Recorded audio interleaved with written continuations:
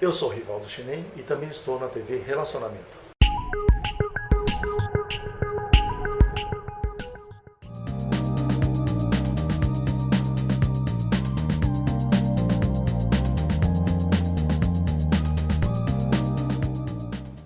Olá, internautas, iniciamos mais uma vez um quadro que se tornou aí muito sensacional e líder de audiência, que é Você é Top, dentro do Profissão Encantar.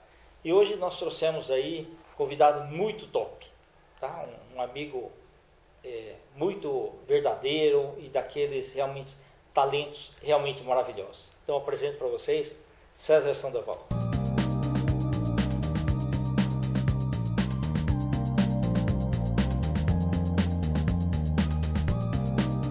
Obrigado pelo convite, Kendi, e a todos a sua audiência aí, que eu sei que é grande na internet.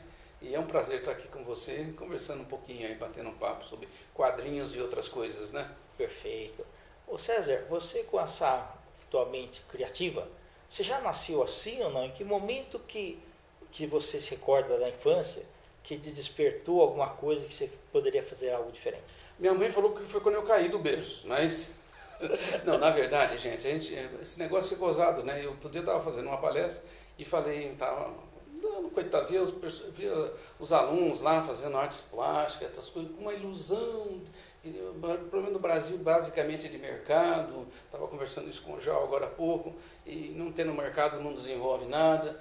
Mas assim, o imprevisto. O imprevisto é muito importante na vida da carreira do autor de quadrinhos, ou mesmo um artista plástico em geral. E foi isso que aconteceu comigo também.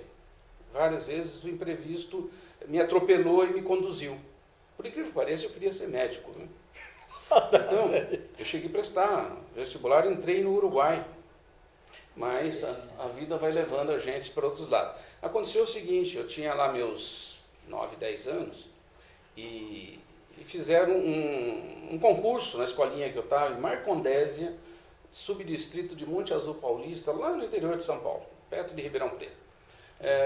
E era para criar lá uns desenhos e tal. Mas o meu problema era o seguinte, eu tinha uma rixa com um amigo, que era filho do diretor da escola. Ele tinha uma caixa de lápis de cor. Daquelas excelentes. Aquelas assim, ó, abria, voltava, abria, aquilo não parava de abrir. Certo. Eu lembro até hoje, era de um plástico cor de doce de leite. E um lápis que você não acredita. Era um tal de carandache, que eu só vim ver depois. Você passava assim, aquilo parecia uma manteiga. O meu, evidentemente, o que era? Era uma, não vou falar aqui o nome, porque era nacional, mas era uma pedra. Tá. O meu era uma pedra. Para poder... E eu, então, vivia disputando com ele. Então, onde é que eu podia me diferenciar? No lápis, no preto e branco. Então, quando deram lá, fizeram essas coisas lá, e ele de vez em quando me deixava usar umas cores lá. Aquilo eu ficava embevecido, assim, é impressionante esse negócio aqui, rapaz. E eu ainda fui descobrir, depois de um tempo, que o negócio do lápis era lápis aquarela, para mexer mais meu saco ainda. Puxa vida. Então, aí, no dia que teve esse concurso na escola, me deram lá um tal de papel, como é que chamava? Celofane? Não. É um papel que era mais grossinho. Schweller. Não era Schweller, não. Foi antes do Schweller. Canson. Papel canson. Tá. E eu, claro que nesse dia, ele não quis me emprestar os lápis, né? Ele quis fazer comigo. Tá. Então, por pura inveja, por pura bronca, eu caprichei no desenho, no lápis. Rapaz, mas eu criei tanta coisa naquele papel canson, que hoje ninguém nem usa mais isso. Eu fiz o quê? Tudo que estava em volta de mim lá no interior. Veio uma adrenalina e a imaginação. Eu de olho no que ele estava fazendo e eu lá, né? Tá. E eu criei o quê? Eu fiz um sítio, era o que eu mais gostava, era a natureza, o interior. Pô, mas tinha gente apanhando laranja, cara pulando o córrego, o cara correndo atrás do cachorro, puxando o burro. Eu sei que parecia aqueles primitivistas. Ah, né? Tudo proporcional. Tudo bonitinho lá, mas assim, até no canto tinha desenho. E assim, no meio era o quê? A casa da fazenda. Certo. É uma fazendinha que eu frequentava lá. E eu entreguei lá o desenho. que eu fiz morrendo de raiva, porque meus lápis eram aquele tijolo que você imagina. Tá. Passou um tempo, fizeram uma reunião lá na escola, o diretor aparece lá, com as autoridades e tal, e logo depois do recreio, tinha aquele negócio lá, antes a gente formava fila para entrar na escola. Sim, exato. E simplesmente me chamaram lá, pô, eu achei que eu tinha feito alguma coisa errada. Para a diretoria, né? É isso. Diretor chamando a gente lá e tal. Aí eu escuto um papo de assim, colocou Marcondésia no mapa e não sei o que e tal. Pô, rapaz, era o tal do concurso lá de desenho, eu peguei o primeiro lugar dos terceiro ano. Que maravilha. Aí eu olhei e falei, pô, mas vem cá, esse negócio de nome de desenho é um negócio sério, cara. Eu já gostava, sem querer, estava lá dentro de mim. E lia algum gibi também nessa época? Ah, Tarzan, todas essas coisas. É. E tinha mais, né? Tudo que a minha mãe rasgava quando eu tirava um 6. Porque antigamente, gente, vocês que estão aqui, ó, o pai da gente não gostava de ler esse quadrinho, não. Exato. É verdade. Diziam que atrapalhava, isso é coisa que os americanos colocaram na cabeça, que atrapalhava o desenvolvimento da criança na escola. Hoje eu vejo muito ao contrário. O quadrinho, muitas vezes, é a única literatura que certos grupos têm. E a nona arte hoje. Bom, não preciso falar, mas a arte se impõe, a arte não precisa que eu a defenda aqui, porque ela se impõe. Então, mas eu achei interessante o que a falta de um lápis podia fazer. E daí aconteceu o seguinte, gente, como prêmio por ter colocado Marcondésia no mapa, o seu Jordão do Bazar me deu lá uns presentes, fizeram lá, deram livrinhos e outras coisas, e eu ganhei uma aquarela. Puxa Aí, vida. para um caboclo lá do meio do mato, caipirão, e nem falar direito não sabia, uma aquarela, eu fiz uma festa, viu, gente? E daí não parou mais, né? Então a gente continuou aí, sempre fazendo minhas pequenas artezinhas. Mas tudo isso porque o lápis dele era melhor do que o meu. Não, isso é muito legal. Ô César, e quando que te deu aquela vontade de você ser publicitário? Publicitário, de novo, imprevisto. Eu não tinha onde trabalhar, eu estava no colegial e não tinha trabalho. Jovem hoje já não tem, imagina naquela época. E eu me arrumei lá um estágio, uma coisa, num cara que fazia silk screen, lá em Guarulhos. Ok. Aí você já estava em São Paulo? Já estava em São Paulo. Certo. Aí nós viemos para São Paulo, minha família veio para São Paulo no meio da Revolução de 64. Ok. Eu cheguei em São Paulo, a primeira coisa que eu vi foi um tanque atravessado na Marginal. Eu achei fantástico, mas não entendia nada do que era. Mas aí, gente,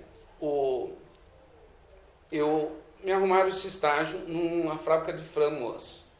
Fazia flâmula, hoje nem flâmula, não existe mais, era verdade.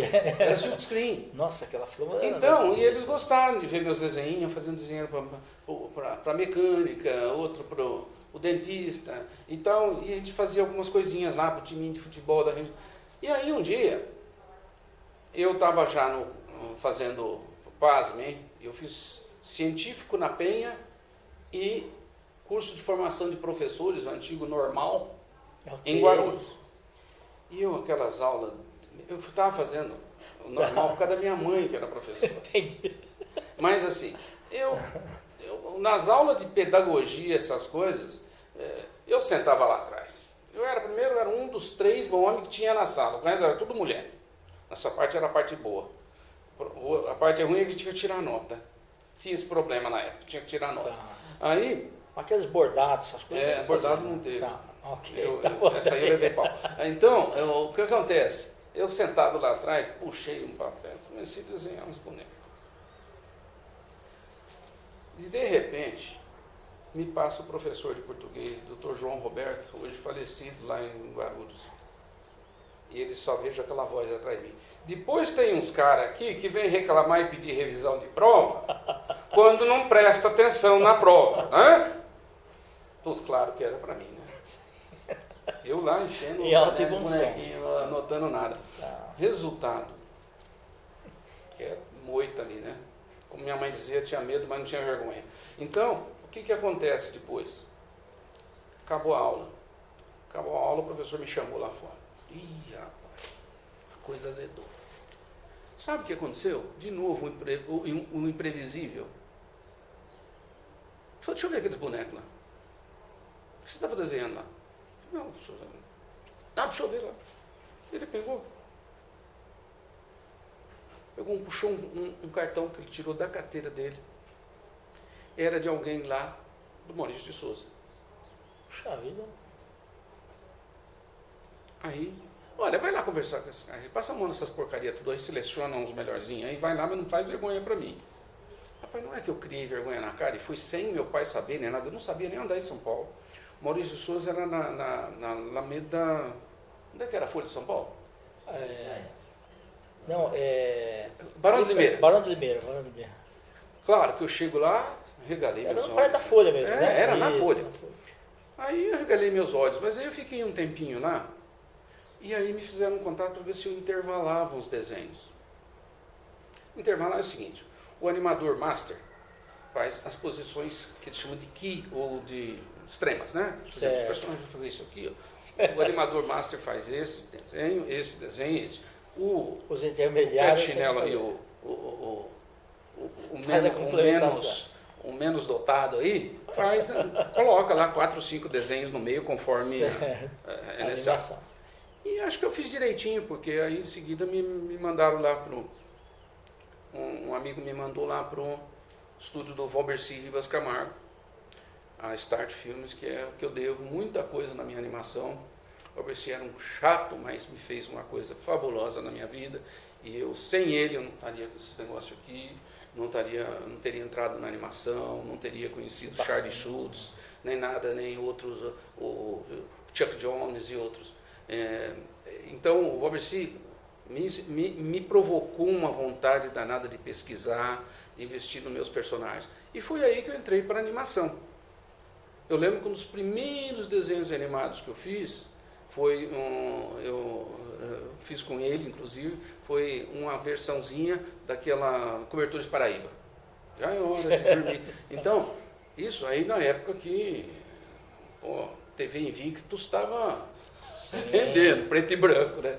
Nossa, então, e a emoção foi que isso. você E aí de entrei ver aquilo, né? na hora que a gente vê o primeiro, põe eu que deu ali esse pedacinho aí, aquilo vai criando um ânimo num jovem, né? Exato. Então foi mais ou menos assim que eu entrei para a publicidade, porque a animação ainda é assim, e sempre foi, há um tempo atrás era mais ainda, a animação toda dependia do que no Brasil?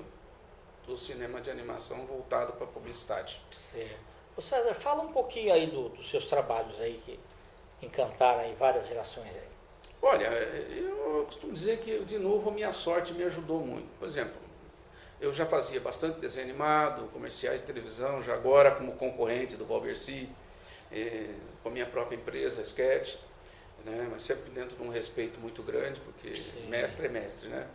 Então, eu uma vez perdi um avião. Eu perdi porque cheguei atrasado no aeroporto. E eu volto para o hotel, falei, vou ficar mais um dia. Eu estava lá em São Luís do Maranhão. Quem é que eu encontro no bar do hotel? Renato Aragão. Puxa. E aí, publicitário não perde uma chance dessa, mas nunca. Ainda mais não tinha ninguém em volta. Aí eu vendi meu peixe para ele. Falei, Renato, como é que você tem? Dá 26 de Ibope, não tem um licenciado infantil, hein? E comecei a conversar com ele, e ele tomando água de coco lá, e ele também não tinha pego um avião lá, não sei o que tinha acontecido. E eu sei que foi a meia hora mais proveitosa da minha vida. Porque eu dei meu cartãozinho para ele, claro, não era idiota. Sim. Um folheto da Sketch, que era a minha empresa. E falei para ele, olha, se você quiser eu desenvolvo os personagens com você. E aí foi que ele, quando eu voltei, eu passei em Fortaleza, porque eu estava fazendo um trabalho para o governo de lá. Essa é a parte que eu não gosto de lembrar. E aí eu cheguei e já tinham ligado, marcando uma reunião no Rio. Era o Renato. Então ele me chamou lá, eu fui com o filho dele, o Paulinho, e a gente começou a desenvolver os Trapalhõezinhos. Só que, naquela época, eu estava fazendo os Trapalhões numa versão adulta, muito parecida com a da antiga da editora Manchete. Resultado, os bonecos saíam para lá de feio, porque você copiar o que não é bom é uma desgraça, né? Então, o que acontece? Não dava, e além disso, né, você desenhar com alguém pendurado aqui, ó. Tá. Aumenta o bumbum do Mussum, diminui o nariz do Dedé. Então, é um problema danado. Eu já estava assim, gente, eu estava cansado. Porque eu não era o que eu queria lá e tal. Até que chegou um dia, lá pela 15ª reunião, eu lembro que muito rabisco terminava ali em cima dos eletros ali da Varig antiga. Eu peguei e tinha rabiscado. Eu falei, gente, eu não vou fazer mais esse negócio. Não. Que é uma coisa que eu nunca tive na gente. Né? Medo e papa na língua. Isso eu nunca tive. Cheguei lá, Renato, Paulinho, não vou fazer mais isso não. Está saindo uma porcaria, porque vocês são o seguinte, vocês são feios. Vocês são feios. Como é que uma mulher, como é que uma mamãe vai botar isso num sabonetinho infantil? Que é esse o nosso propósito, é desenvolver um projeto de licenciamento e merchandising. Tem que fazer mais bonito. Quem é que vai querer comprar isso aqui para botar numa fraldinha? Agora, eu acho o seguinte, gente, vocês estão vendo que tem um monte de baby isso, baby aquilo aí? Por mim fazia isso. E mostrei uns desenhos a lápis, gente. Nem precisei da caixa de lápis de cor do outro lá. Peguei e falei, olha, vamos fazer eles. Quando tinham, porque até japonês é bonito nessa idade aqui, ó, entre 5 e 8 anos. Exato. Né? Então, criança, vamos transformar eles em crianças, primeiro que não compete, gente. Porque, para mim, precisa ficar comparando. ficou profético essas palavras. A melhor versão adulta que vocês têm é essa da TV. Qualquer tentativa de brigar com isso vai estar a reboque. Agora, por que não os Trapalhões quando eles tinham 8 anos, 9 anos? E mostrei. O Renato levantou e falou, deixa eu ver. Pô, pode ir para cá. Aí um outro falou, Zacarias, não sei o que. Não, vamos ver pelo menos. Resultado, um mês depois estavam registrando os bonequinhos. Acertamos na veia, porque, gente, foram mais de 8 milhões, naquela época era dólar, de licenciamento e merchandising nos primeiros 3 anos. Naquela época, dólar era ouro. Sim. Então, a gente acertou. Mas foi aquele avião que eu perdi. Você vê, muito interessante. Não, a história é fantástica. Entendeu? O avião que eu perdi. Certo. Como é que surgiu? Tem gente que conheceu a mulher da vida dele no hospital. Eu perdi o avião. Ô, César, Então, entre outros, foi isso. E aí, depois, na sequência, se você me permite, por favor. acontece a tragédia. Tudo que a gente fazia era calcado nos Trapalhões. E eles me deram toda a liberdade. Eu tenho uma dívida de fé, de amor mesmo pelos Trapalhões, porque eles me permitiram chegar até a grande mídia. Entendeu? Se eu tivesse criado o cachorrinho Lulu, podia ser o cachorrinho que fosse. Não, o Trapalhões já saiu pré-vendido, gente. Aquele lado do utilitarismo da arte. Não tem jeito. Se você não tem essas associações, você não vai conseguir. Então, o que acontece? Estava lá muito bem com os Trapalhõezinhos, tudo funcionando, quando veio a notícia triste, até hoje mal encaixada para mim, quando morreu Zacarias. E ele era, gente, um amor de pessoa. O único dos caras que você não via brigando naquele grupo era o Zacarias. Entendeu? Então, o que acontece? E aí? Morreu o Zacarias. Os licenciados, tudo.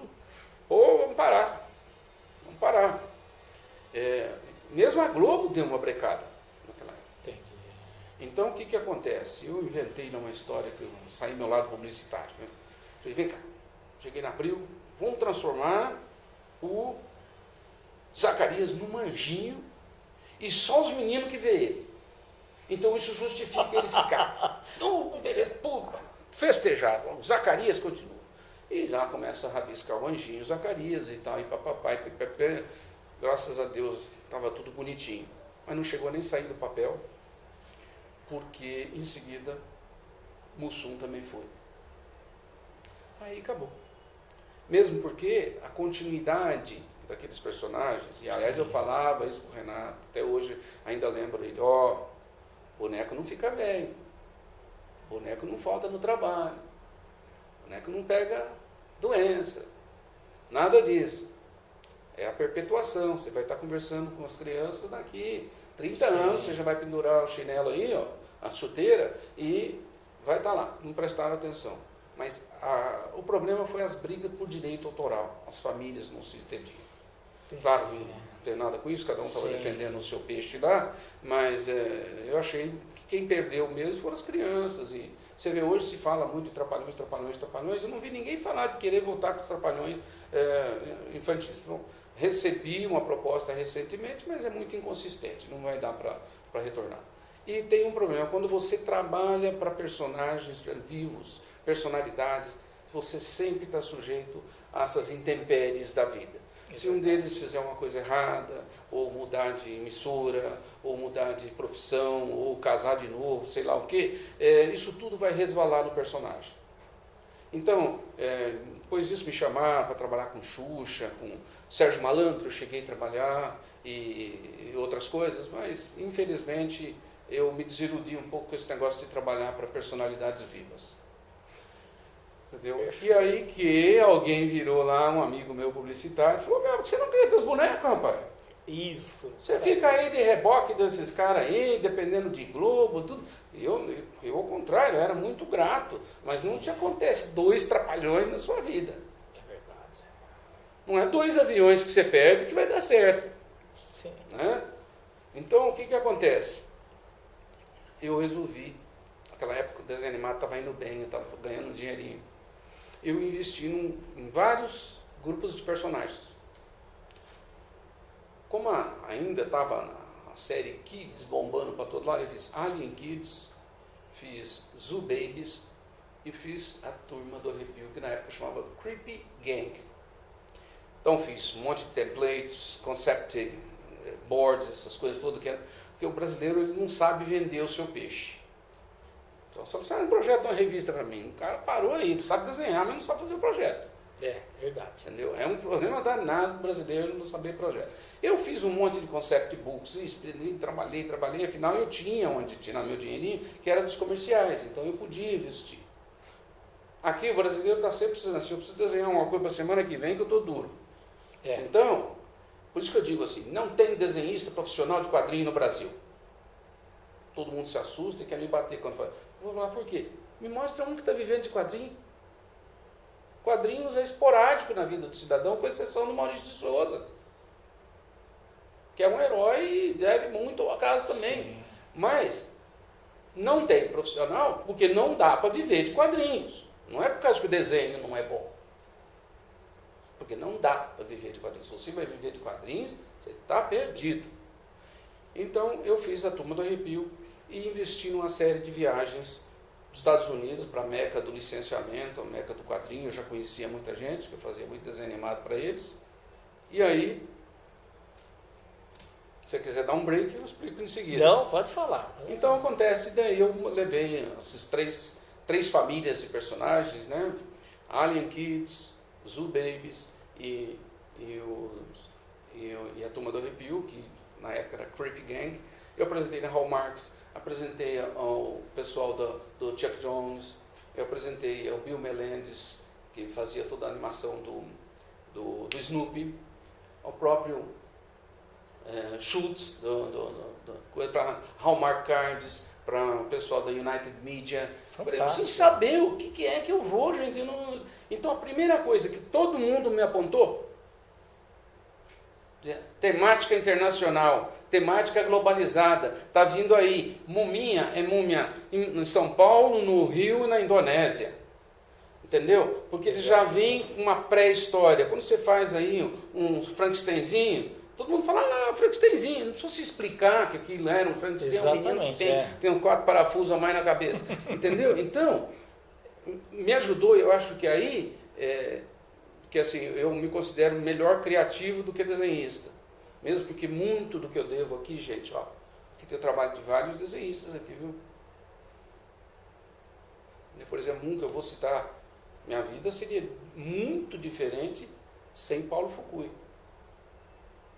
Sem outros caras, que até alguns já falecidos, outros meio aposentados aí, porque ninguém faz quadrinhos, nem desenho animado sozinho, de cabo a rabo, gente. Não tem. Entendeu?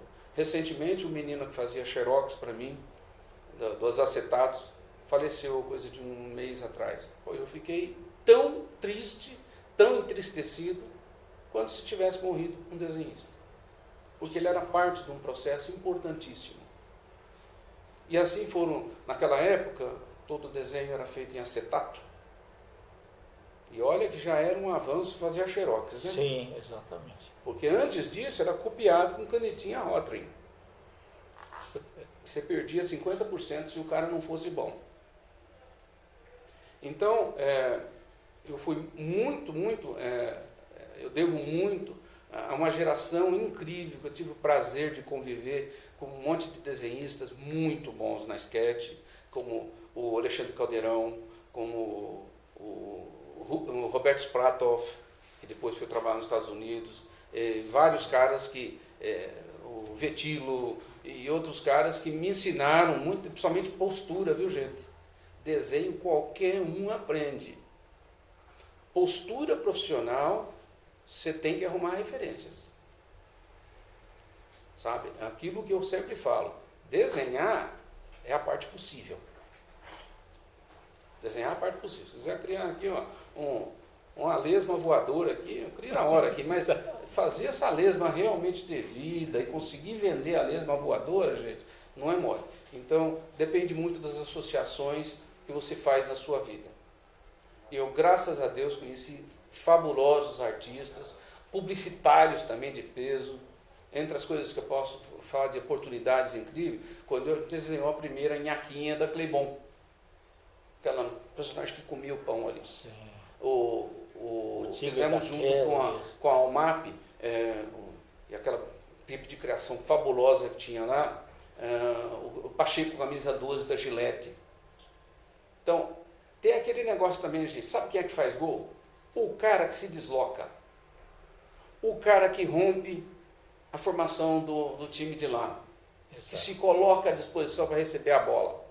Então, o meu trabalho maior foi assim, eu vi um outdoor, gente, eu falo, vou ligar para esses caras, de repente eles fazem desenho animado, aí eles fizeram bonequinho, não, por que não? Exato. Então, o meu marketing era aqui, preciso lembrar vocês que não tinha internet nessa época, né? Sim, exatamente. Eu, graças a Deus, comecei no Photoshop 2, em 92. Hoje está no CS12, né?